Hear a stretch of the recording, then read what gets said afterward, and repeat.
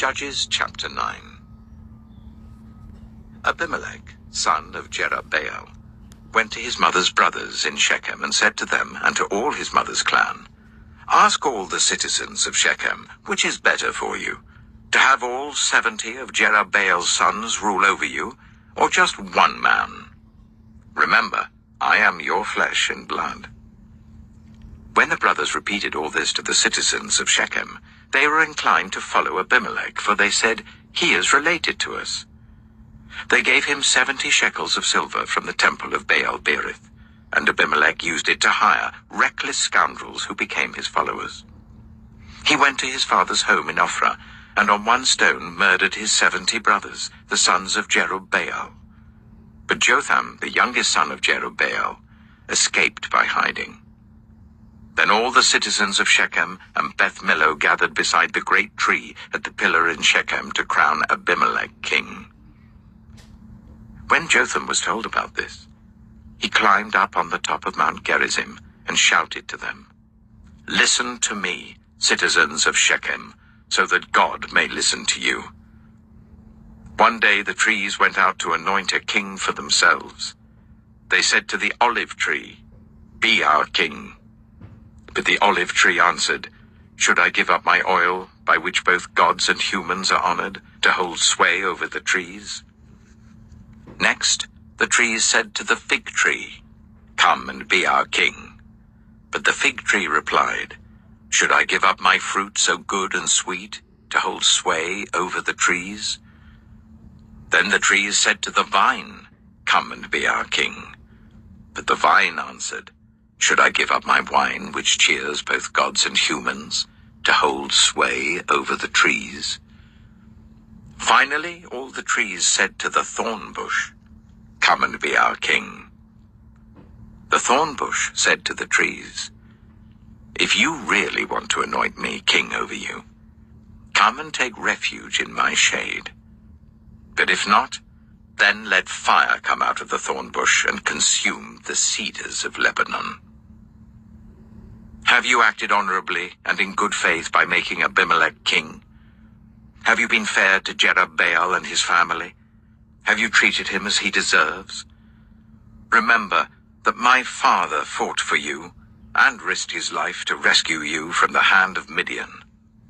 But today you have revolted against my father's family. You have murdered his 70 sons on a single stone, and have made Abimelech, the son of his female slave, king over the citizens of Shechem because he is related to you. So have you acted honorably and in good faith towards Jerubbaal and his family today? If you have, may Abimelech be your joy and may you be his too.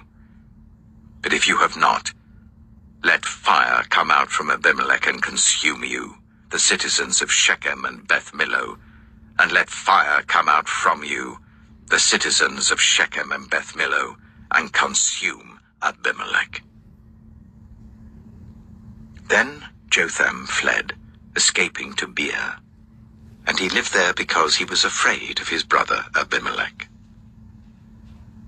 After Abimelech had governed Israel for 3 years, God stirred up animosity between Abimelech and the citizens of Shechem, so that they acted treacherously against Abimelech. God did this in order that the crime against Jerubbaal's 70 sons, the shedding of their blood, might be avenged on their brother Abimelech and on the citizens of Shechem who had helped him murder his brothers. In opposition to him, these citizens of Shechem set men on the hilltops to ambush and rob everyone who passed by, and this was reported to Abimelech. Now Gaal, son of Ebed, moved with his clan into Shechem, and its citizens put their confidence in him. After they had gone out into the fields and gathered the grapes and trodden them, they held a festival in the temple of their god.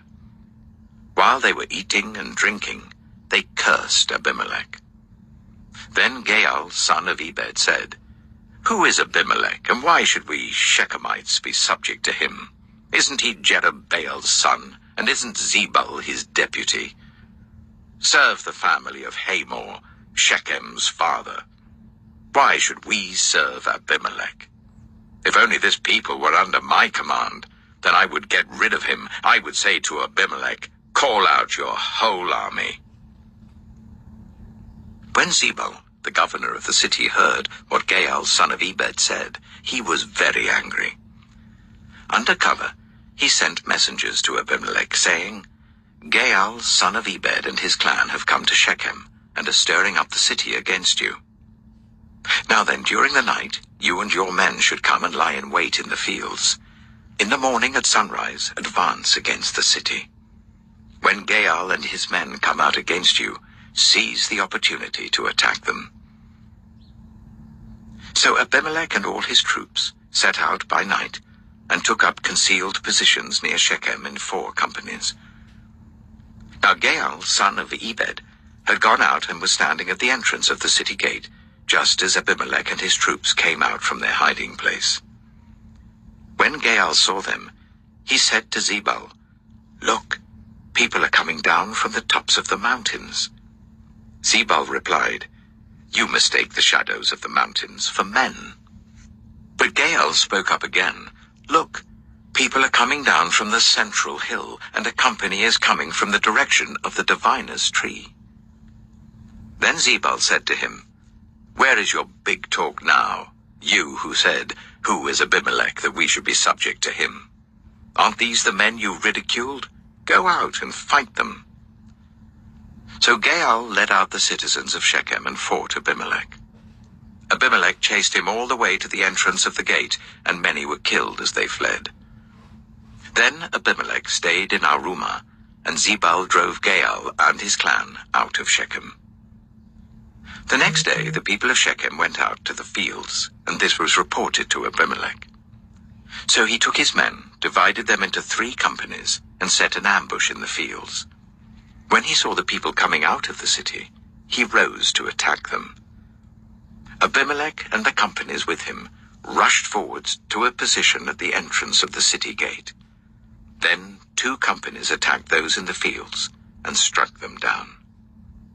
All that day, Abimelech pressed his attack against the city until he had captured it and killed its people. Then he destroyed the city and scattered salt over it. On hearing this, the citizens in the tower of Shechem went into the stronghold of the temple of El-Berith. When Abimelech heard that they had assembled there, he and all his men went up Mount Zalmon. He took an axe and cut off some branches, which he lifted to his shoulders. He ordered the men with him, Quick, do what you have seen me do. So all the men cut branches and followed Abimelech. They piled them against the stronghold and set it on fire with the people still inside. So all the people in the tower of Shechem, about 1,000 men and women, also died. Next, Abimelech went to Thebez and besieged it and captured it. Inside the city, however, was a strong tower to which all the men and women, all the people of the city, had fled. They had locked themselves in and climbed up on the tower roof. Abimelech went to the tower and attacked it. But as he approached the entrance to the tower to set it on fire, a woman dropped an upper millstone on his head and cracked his skull.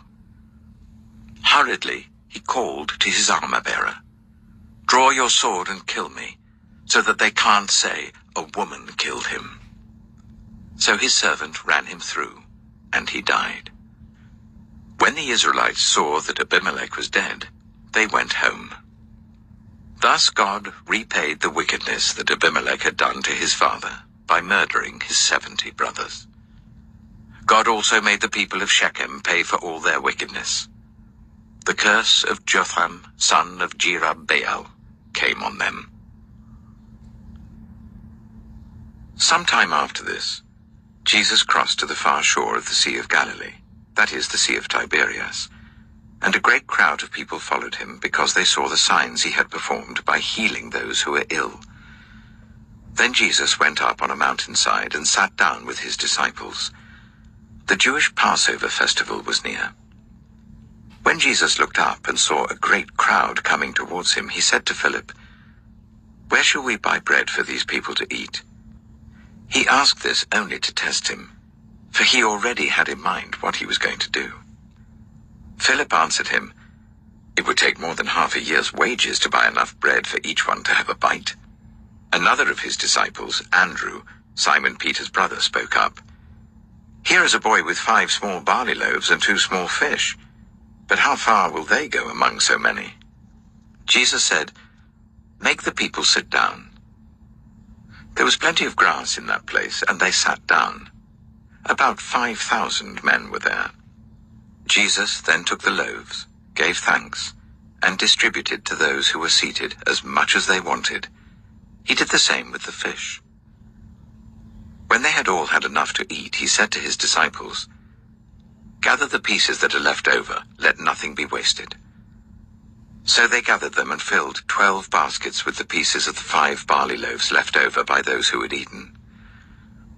After the people saw the sign Jesus performed, they began to say, "Surely this is the prophet who is to come into the world." Jesus, knowing that they intended to come and make him king by force, withdrew again to a mountain by himself. When evening came, his disciples went down to the lake, where they got into a boat and set off across the lake for Capernaum. By now it was dark, and Jesus had not yet joined them. A strong wind was blowing, and the waters grew rough. When they had rowed about 3 or 4 miles, they saw Jesus approaching the boat, walking on the water, and they were frightened. But he said to them, "It is I, don't be afraid." Then they were willing to take him into the boat, and immediately the boat reached the shore where they were heading. The next day, the crowd that had stayed on the opposite shore of the lake realized that only one boat had been there, and that Jesus had not entered it with his disciples, but that they had gone away alone. Then some boats from Tiberias landed near the place where the people had eaten the bread after the Lord had given thanks. Once the crowd realized that neither Jesus nor his disciples were there, they got into the boats and went to Capernaum in search of Jesus. Psalm 58. Do you, rulers, indeed speak justly? Do you judge people with equity? No. In your heart you devise injustice, and your hands mete out violence on the earth. Even from birth the wicked go astray. From the womb they are wayward, spreading lies. Their venom is like the venom of a snake, like that of a cobra that has stopped its ears, that will not heed the tune of the charmer, however skillful the enchanter may be. Break the teeth in their mouths, O God. Lord, tear out the fangs of those lions. Let them vanish like water that flows away. When they draw the bow, let their arrows fall short. May they be like a slug that melts away as it moves along, like a stillborn child that never sees the sun. Before your pots can feel the heat of the thorns, whether they be green or dry, the wicked will be swept away. The righteous will be glad when they are avenged, when they dip their feet in the blood of the wicked. Then people will say, "Surely the righteous still are rewarded. Surely there is a God who judges the earth."